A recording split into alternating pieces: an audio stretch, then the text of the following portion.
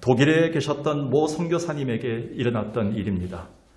선교사님이 새로 이사한 집의 뒤뜰은 봄만 되면 라일락 꽃이 만발해서 그 향기에 취할 정도였습니다.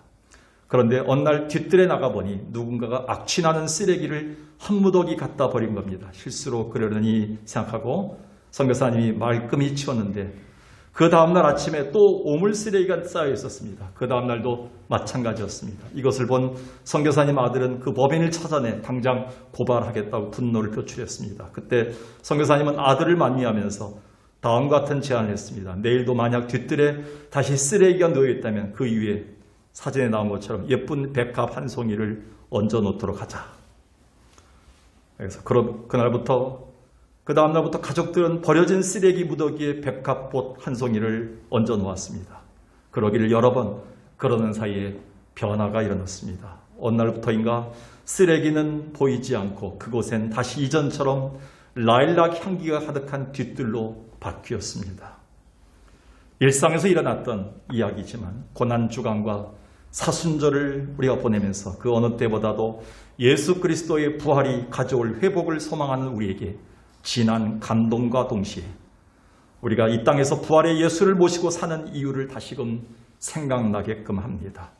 그런 면에서 보면 이렇게 죄악으로 인해 악취나고 쓸모없던 우리 인생에 예쁜 백합화인 예수님 꽃을 그 위에 꽂아주셔서 생명 향기 날 수 있게 해주신 것에 감사를 드려야 합니다.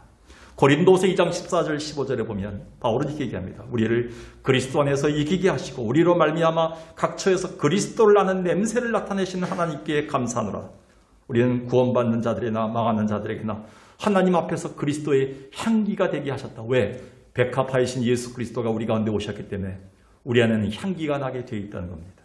그래서 하용조 목사님은 그가 쓴 마태복음 강에서 제5권의 책 이름을 부활이라고 쓰면서 부제를 이렇게 썼습니다. 죽음을 딛고 피어난 영혼의 꽃이다. 그러니까 하용조 목사님은 이 부활장인 이것을 쓰면서 죽음을 딛고 피어난 영원한 꽃이 부활이다 이렇게 얘기했습니다. 그런데 이렇게 얘기했습니다. 부활은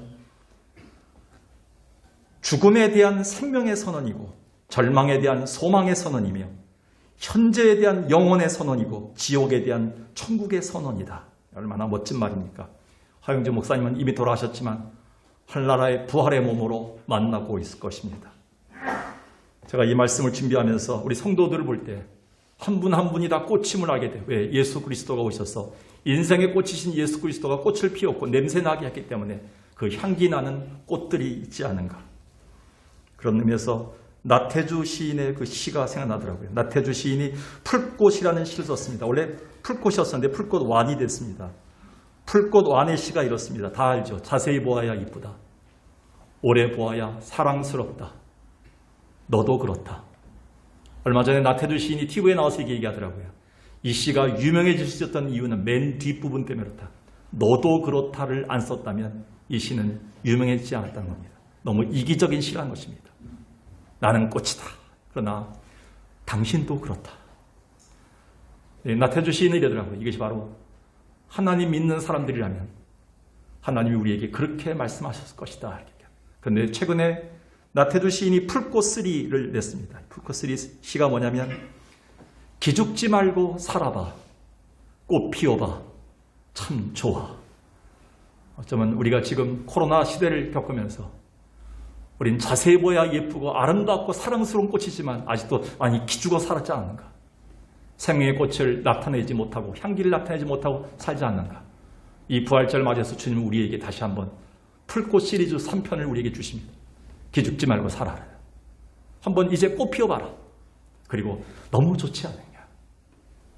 어쩌면 인생의 봄이요 부활의 꽃으로 오신 예수 그리스도가 힘든 시기를 살고 견뎌낸 여러분들에게 봄꽃의 소망을 주시며 회복의 음성이라고 생각합니다. 하여간 우리에게 봄은 만물에 소생하는 계절인데 이때 부활절을 주셨다는 것은 어느 때보다도 깊은 의미가 있습니다. 겨우내 죽어있던 땅도 봄이 되면 어김없이 생명의 새싹이 솟아나고 메마른 가지에서 꽃이 피어나듯이 우리 주 예수 그리스도의 부활을 믿는 우리에게는 주님은 회복의 꽃을, 인생의 꽃을 다시 피워주기 때문입니다.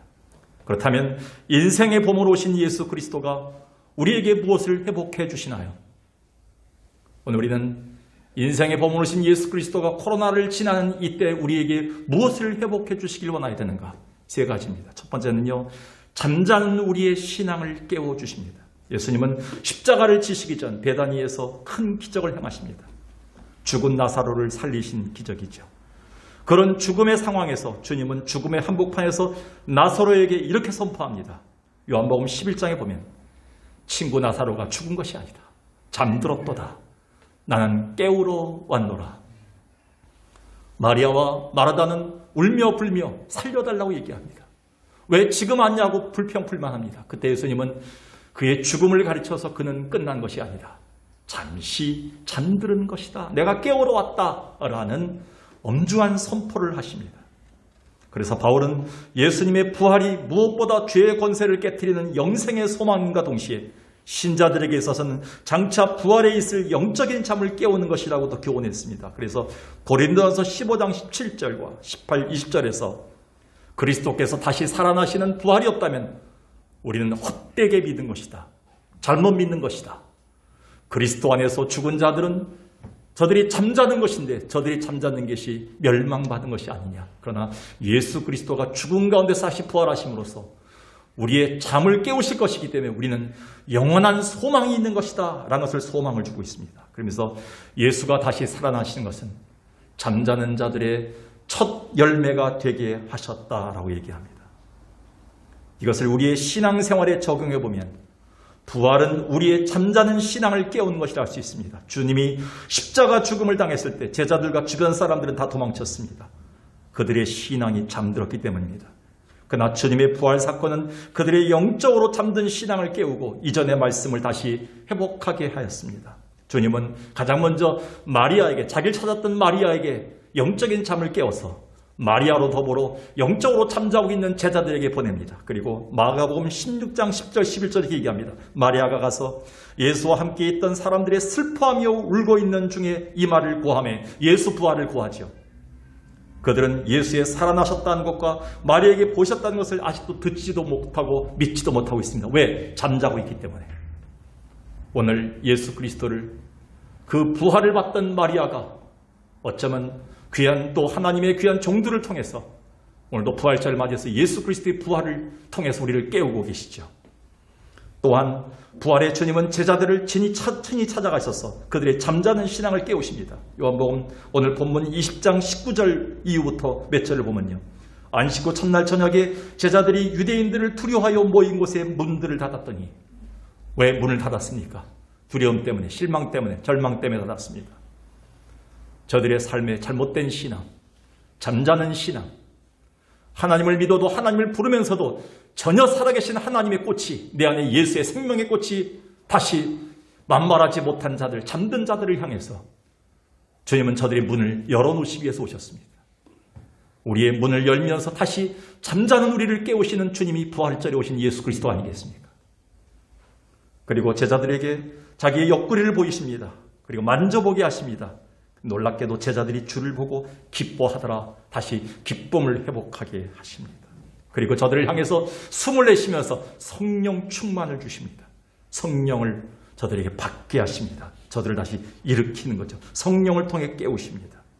그래서 오성환 씨가 쓰신 잠자는 성령의 능력을 복음으로 깨우라는 이 책은 이 시대에 적절한 책입니다. 저자는 지금 현대 그리스도인들이 코로나로 인해서 위축되어서 예배 축소와 기도 생활이 단절되었고 그로 인해 영적인 잠을 자는 자들이 많아졌음을 애통해합니다. 그러나 이제라도, 지금부터라도 예수 그리스도의 십자가의 능력과 부활이 가져온 무한한 능력을 복음으로 다시 깨우라고, 하나님 오늘도 예배를 통해서 기도와 찬양과 말씀을 통해서 숨을 확 불어주시는 그 성령의 능력을 통해서 다시 잠자는 영혼을 깨우라고 촉구하고 있습니다. 얼마나 시기적절한 충원인가요? 정말 우리가 얼마나 많은 영적 능력들이 지난 몇 년 동안 잠자고 있었나요? 아마 주님은 지금 이 코로나로 인해 큰 홍역을 치르고 있는 우리들에게 부활의 능력으로 찾아오셔서 잠자는 신앙을 깨우기 원하시며 우리 닫힌 문을 열기를 원하고 계십니다. 우리가 다시 일어나 마귀를 대적하는 굳센 자가 되기를 원하고 계십니다. 베드로는 베드로전서 5장 8절 이후에 이렇게 씁니다. 근신하라, 깨어라. 너희 대적 마귀가 삼킬 자를 찾고 있는데 너희가 영적으로 잠자면 사탄 마귀가 너희부터 삼킬 것이다. 깨어라. 너희는 믿음을 굳건히 해라. 그를 대적하라. 그리고 나머지 10절에서 이까지 모든 은혜의 하나님 그 그리스도 안에서 너희를 부르사 자기의 영원한 영광에 들어가시게 하신 이가 부활의 예수님이죠.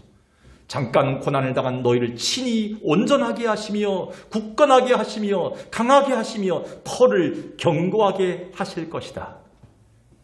어쩌면 부활하신 예수 그리스도가 오셔서 가장 먼저 하실 일은 잠자는 우리 신앙을 깨워서 굳세게 하시고 온전하게 하시고 다시 터를 견고하게 하셔서 우리의 자녀들과 우리의 직장과 우리의 삶과 우리의 가정을 위협하고 있는 교회 예배를 위협하고 있는 사탄 마귀의 권세를 무찌를 수 있는 그 영적인 잠에서 우리를 깨어나길 무장시키는 계기라고 생각합니다.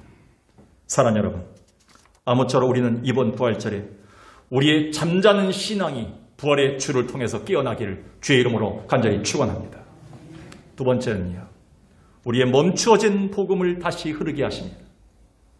무엇보다도 예수님의 부활은 저들에게 있어서 멈추어진 복음이 다시 흐르게끔 역사했습니다. 예수님은 사실 공생의 기간 동안 하나님 나라와 복음 전도에 모든 것을 쏟으셨습니다. 마가복음 1장 38절에 보면 이르시되 우리가 다른 가까운 마을로 가자. 거기서도 전도하리니 내가 이를 위하여 왔노라. 예수님의 이 땅에서의 공생의 사역은 복음의 물길이 계속 트여져서 들어가는 곳마다 생명이 일어나고 앉은 자가 일어나고 눈먼 자가 눈을 뜨게 되고 그리고 저들의 생명이 다시 일어나는 그 일들을 위해서 주님은 계속 이 땅에서 모든 마을로 다니면서 복음의 물길을 트는 일이었습니다. 그러나 안타깝게도 예수님이 죽으신 후에 복음의 물길은 막혔습니다. 로마 군인들의 감시 속에 누구도 복음 전도에 엄두를 내지 못했고 유대인들의 박해에 마치 생명의 복음 물길은 이제 모두 막힌 줄 알았습니다. 그런데 부활하신 주님은 곧바로 제자들을 향해서 이렇게 말씀하십니다. 오늘 본문 20장 21절 22절에 보니까 아버지께서 나를 보내신 것 같이 나도 너희를 이제 보내겠노라. 이 말씀하시고 저희를 향하사 숨을 내쉬며 가라사대 성령을 받으라. 복음의 물길을 트는데 너희의 힘으로는 안 된다는 것이죠. 오늘 내가 너에게 부어주는 성령의 능력, 이 숨길을 통해서만 물길을 틀 수 있다. 성령을 부으십니다. 근데 우리가 알다시피 그들 스스로 맨정신으로 이 엄청난 복음의 물길을 트는 작업은 할 수가 없습니다. 위협과 죽음 앞에서 귀 엄두가 나지 않습니다. 그래서 약속하신 것이 사도행전 1장 8절에서 이렇게 약속하셨죠. 오직 성령이 너에게 임하시면 너희가 권능을 받을 것이고 예루살렘과 온 유다와 사마리아 땅끝까지 이르러 내 증인이 될 것이다. 그 전제 조건이 성령이 너희를 부었을 때, 성령이 너희를 밀었을 때, 성령의 힘, 바로 죽음에서 부활하신 예수 그리스도의 능력이 너희를 덮었을 때만이 복음의 물결이 흐를 수 있다. 이렇게 얘기하고 있습니다. 그럴 때야 초대교회 선배들이나 바울처럼 어떤 위협과 죽음의 상황 속에서도 누가 시키지 않아도 멈춰진 복음의 물길이 다시 흐르기 시작한 겁니다. 사도행전 20장 23절 24절에 바울은 예루살렘에 올라가면 잡혀서 죽게 될 것과 순교당할 것을 뻔히 알면서도 이렇게 고백합니다. 오직 성령이, 죽음에서 부활하신 예수 그리스도의 그 숨이, 성령의 충만이 내게 덮으시면 결박과 환난이 나를 기다린다 하시나 나의 달려갈 길과 주 예수께 받은 사명 곧 하나님의 은혜의 복음을 증거하는 일을 마치려 하면은 나의 생명조차 조금도 귀한 것으로 여기지 아니하겠다. 사랑하는 여러분, 우리 교회와 우리들 속에 언제부터 복음의 물결이 막히고 멈췄나요? 언제부터 내 입술에서 복음이 나가지 않았나요? 어느 순간부터 내 삶에 더 이상 생명의 열매가 나타나지 않았나요? 그러나 지금의 우리보다 더 큰 고난과 순교의 팬데믹에 처해 있었던 초대교회 성도들이지만 또한 최악의 상황에 처해 있었던 바울이었지만 그들이 가진 복음은 전혀 멈추지 않고 계속 흘러갔음을 명심하시기 바라겠습니다. 빌립보서 1장 12, 14절 예수 믿으면 죽음을 당하고 예수 전하면 순교당하는 그런 고난의 팬데믹 속에서 바울은 감옥에 갇혔습니다. 메센저가 감옥에 갇히자 모든 것이 끝난 줄 알았어요. 교회가 문 닫을 줄 알았어요. 근데 바울은 이런 위대한 간증을 감옥에서 내놓고 있습니다. 나의 당한 일, 감옥에 갇히고 매를 맞고 언제 죽을지 모르는 죽음의 날을 기다리는 이것이 도리어 복음의 물길을 트는 계기가 되었다. 너희가 이것을 알기를 원한다. 이러므로 나의 매임이 그리스도 안에서 모든 시위대왕과 그 밖에 모든 사람에게 나타나게 되었다. 그래서 형제 중에 다수가 나의 매임 때문에 오히려 담대함을 얻어서 복음을 증거하고 있다. 내가 감옥에서도 수많은 영혼들을 구원한 것처럼 오히려 하나님 말씀을 더욱더 담대히 증거한 복음의 물길이 더 크게 터지는 기회가 되었다. 이렇게 역전 상황. 이거는 우리가 다 알다시피 팬데믹의 상황 속에서 역전하는 신앙을 그는 소개하고 있습니다.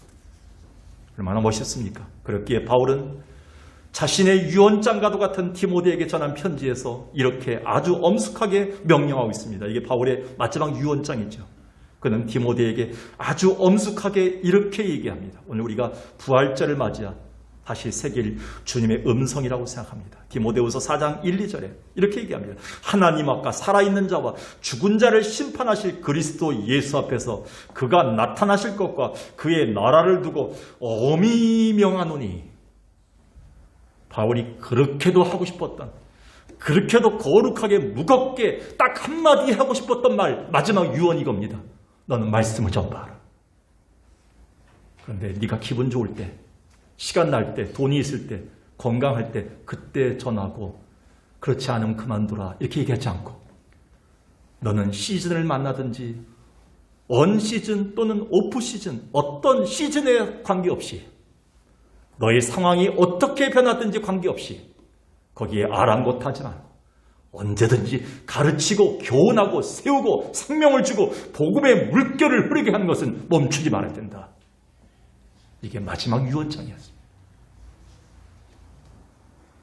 무엇보다도 이번 부활절에는 우리 교회가, 여러분의 가정이, 여러분의 입술이 복음의 물결이, 복음의 물길이 다시 흘러가는, 멈추어진 여러분의 복음이 다시 흐를 수 있는 복된 기회가 되기를 주의 이름으로 간절히 축원합니다. 마지막으로요. 빈궁한 우리의 삶을 풍성함으로 채우십니다. 오늘 인생의 본문으로 오신 예수 그리스도가 우리 가운데 무엇을 회복하시나요? 그 마지막은 빈궁한 우리의 삶을 풍성함으로 채워주십니다. 부활 후에 주님은 이 땅에서 40일간 머무셨습니다. 그러면서 그 40일 동안 주님이 가장 많이 하셨던 일이 뭡니까? 빈궁한 자들의 육신과 마음을 풍성함으로 채우는 일이었습니다.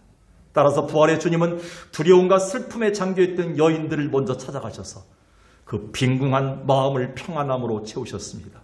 그리고 그들로 더불어 예배를 회복하게 하셨고요. 다시 주님을 붙들고 예배하는 자로 만들었습니다.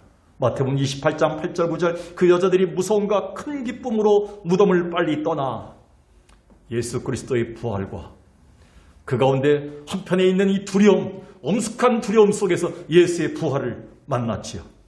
그리고 달려갔습니다. 제자들에게 복음을 전하기 위해서. 예수께서 저희를 만나 가라시되 평안하뇨 하시거늘 여자들이 나아가 그 발을 붙잡고 경배하라. 두렵게 떨리고 인생의 절망 가운데 텅 빈 공간인 빈궁한 저들의 마음을 다시 기쁨으로 채우셔서 다시 복음으로 채우셔서 저들 속에 다시 예배하는 자로 만들어주시는 장면입니다. 또한 부활의 주님은 제자 사역과 인생의 실패로 괴로워하던 제자들의 낙심과 빈궁 현장에 오셔서 저들의 텅 빈 마음에 희망을 풍성하게 채우십니다. 특히 배신과 실패로 말미암아 피폐해질 대로 피폐해진 베드로와 주변 제자들의 빈궁한 마음에 풍성한 물고기와 은혜들로 채우셔서 그들로 하여금 다시 주를 따르게 하십니다. 요한복음 21장 5, 6절 13절에 보니까 예수께서 이르시되 얘들아 너에게 고기가 있느냐 대답하되 없나이다. 제가 이 말씀을 그저께 묵상하고 설교를 준비하다가 주님의 음성을 들었습니다. 전 목사야, 그동안 네 그물에 고기가 잡혔느냐? 주님 없나이다. 어떤 텅 빈 제 마음 같았습니다. 이번 부활절에는 주님이 우리가 빈 그물 같은 것을 들고 왔던 우리들에게 텅 빈 마음에 빈궁한 우리의 영혼에 주님이 채워주시기를 기도해야 되겠다. 주님은 그물을 오른편에 던지라고 하십니다. 근데 그들이 다시 한번 말씀에 순종하고 던졌더니 실패 현장에서 고기가 많아 그물을 들 수 없을 정도로 153마리가 잡힙니다. 떡을 가져다가 저에게 주시고 이 13절에 보니까 생선도 그와 같이 주시더라. 실패의 바다에서 다시 한번 그물에 고기가 잡히게 하며 그 고기로 구워서 제자들에게 대접해 주시는 예수님의 영과 육을 채워주시는 일을 주님은 부활 후에 하셨습니다. 이게 목회자가 해야 될 일이고 교회가 해야 될 일이고 우리 당회가 해야 될 일이고 직분자들이 해야 될 일이고 믿는 부모들이 가정에 가서 자녀들에게 해야 될 일이 아닌가. 빈궁한 영과 육을 채우는 일을 너희가 하라고 주님은 우리에게 부활의 주님으로 오시지 않았습니까? 오늘 저는 성가대 찬양을 들으면서 제가 설교로도 채우지 못하는 하나님의 그 풍성함을 채웠어요. 고통 중에 역사하셨던 그러나 그 가운데 빛으로 오셔서 부활의 소망으로 기쁨을 주셨던 그 예수 그리스도를 찬양하는 장면 속에서 주님 안에 채울 수 있는 풍성함이 있다는 것을 우리는 압니다. 오늘 우리는 빈궁의 시대를 살고 있다 해도 과언이 아닙니다. 오늘날의 교회도 마찬가지입니다. 필립 포럼의 대표인 성현 목사가 최근 국민일보 칼럼 시온의 소리라는 칼럼에서 이러한 의미 있는 말을 남겼습니다. 이제 코로나19의 거리두기 제한이 없어지고 많은 사람들이 다시 대면 예배로 참석할 수 있을 때가 되었지만 여전히 홀로 온라인 예배를 드리려는 사람들로 더 많아질 것이다. 물론 그들에게 있어서 이미 온라인 예배가 습관처럼 되어버리거나 코로나 감염에 대한 부담이 여전히 크기 때문일지 모르나 그러나 그들 중에 대다수는 코로나 이전에도 그들이 예배를 드리면서 그 공동체 안에서 전혀 그들의 빈궁한 마음을 채우지 못한 채 예배 생활을 해왔기 때문이다. 우리가 깊이 새겨야 될 충원입니다. 대면 예배를 볼 때 채우지 못했던 빈궁한 마음, 그리고 집에서 온라인 예배를 드리면서도 여전히 채우지 못한 빈궁한 마음, 피장파장이라는 거예요. 차라리 집에서 예배봐도 괜찮다는 거예요. 사단은 계속적으로 이 마음을 가지고 빈궁한 교회를 뭐하러 나가느냐, 그 전도에 뭐하러 나가느냐, 그 싫은 사람들 뭐하러만 나가느냐, 또 가서 뭐 희생하고 섬기고 그렇게 할 필요가 뭐가 있느냐, 편하게 믿어도 된다고 얘기합니다. 오늘 우리는 다시 한번 받아야 됩니다. 우리 교회가 코로나 이전처럼 모든 공동체와 모든 전도와 모든 모임이 빈궁한 자들의 모임으로 계속된다면 주님 우리에게 무슨 예배 회복을 바라시겠습니까? 코로나 전과 코로나 이후가 달라야죠. 이제 우리는 빈궁함을 채우는 전도회가 되어야 되고요. 빈궁함을 채우는 예배가 되어야 되고요. 빈궁함을 채우는 재직회가 되어야 되고요. 빈궁함을 채우는 성만찬의 예배가 되어야 됨을 주님은 우리에게 강력하게 촉구하고 계십니다. 그래서 바울은 당시 고린도 교회가 행했던 형식적인 성만찬 예배를 향해서 이렇게 책망했습니다.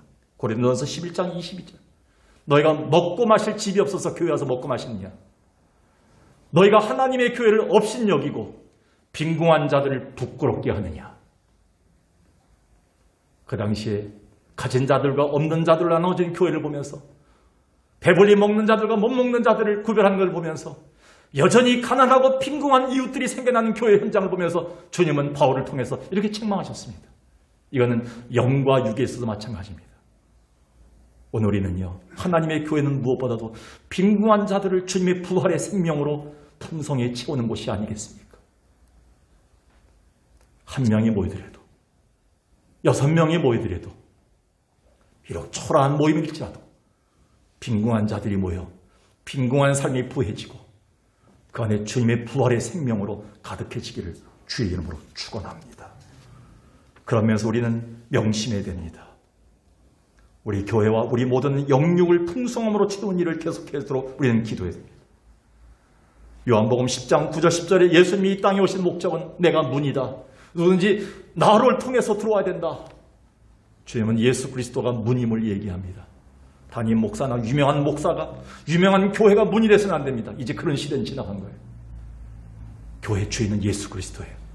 예수를 보러 오는 거예요. 예수의 문을 통과해야 되는 거예요. 근데 하나님의 교회는요, 예수가 계시기 때문에 10절에 있는 것처럼 내가 온 것은 양으로 생명을 얻게 하고 더 풍성히 얻게 하려는 것이라. 빈궁한 자들이 이것을 예수로 더불어 채워진 은혜를 우리가 경험해야 됩니다.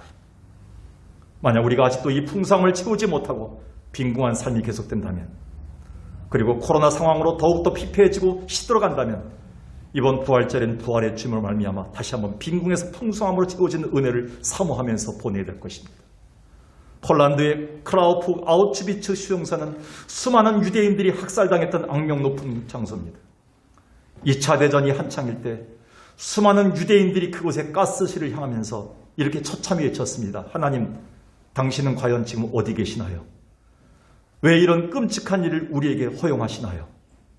그런데 2차 대전이 끝나고 연합군이 이 수용소를 탈환하여 생존자를 수색하던 중에 수용소 한쪽 벽에 새겨있는 글씨를 보곤 너무나 놀랬고 숙연해졌습니다. 그 벽면에는 그 크신 하나님의 사랑 말로 다 형용 못하네. 하늘을 두루마리 삼고 바다를 먹물 삼아도 한없는 풍성한 하나님의 사랑을 다 기록할 수 없겠네 라는 글들이 새겨 있었습니다. 이 지옥 같은 수용소에서 가스실의 죽음만 기다리고 있던 한 유태인이 그 빈궁함 속에서도 여전히 풍성함으로 그 마음을 채우며 다가오시는 부활의 주님을 만나본 찬송가 304장의 가사를 적을 수가 있었습니다.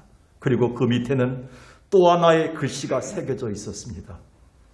하나님은 여기서도 살아계십니다. 비록 지옥 같은 곳에서 죽음만을 기다리던 자들에게도 부활의 주님은 여전히 그들의 마음속에 인생의 고민 예수 그리스도의 꽃을 채워주셨듯이 오늘도 주님은 빈궁한 마음을 가지고 빈 그물을 갖고 온 여러분들에게 부활의 주님이 반드시 코로나를 잘 겪어낸 여러분들을 격려하시면서 영과 육으로 채우실 하나님을 만날 수 있는 여러분들을 주의 이름으로 간절히 축원합니다. 기도하겠습니다.